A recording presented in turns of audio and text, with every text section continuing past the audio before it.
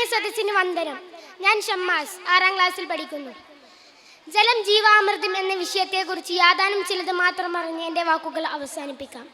ജീവന്റെ നിലനിൽപ്പിന് വായു എങ്ങനെ ആവശ്യമാകുന്നുവോ അത്ര തന്നെ ജലവും ആവശ്യമാണ്. ജീവന് അമൃതമായി മാറുകയാണ് ജലം. ജീവന്റെ ഉത്ഭവം ജലത്തിൽ നിന്നാണെന്നത് ശാസ്ത്ര സത്യമാണ്. ഉത്ഭവം മാത്രമല്ല, അതിൻ്റെ നിലനിൽപ്പും ഉണർവും ജലം തന്നെ.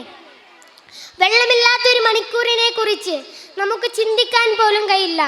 അത്രമാത്രം വെള്ളവുമായി നാം പിരിയാതെ നിൽക്കുന്നു. ഇതെല്ലാം അദ്വിതീയമായ സത്യമാണ്. എന്നാൽ നാം വെള്ളത്തെ ഇത്ര കണ്ട് പ്രാധാന്യത്തോടെ സൂക്ഷിക്കുന്നുണ്ടോ? വരും തലമുറയ്ക്ക് കുടിവെള്ളം കാത്തു സൂക്ഷിക്കേണ്ട നാം അതിനെക്കുറിച്ച് ബോധവാന്മാരാണോ? പ്രകൃതിയോട് അശാസ്ത്രീയമായ മർദ്ദന രീതിയാണ് നാം ഏറ്റെടുത്തിരിക്കുന്നത്.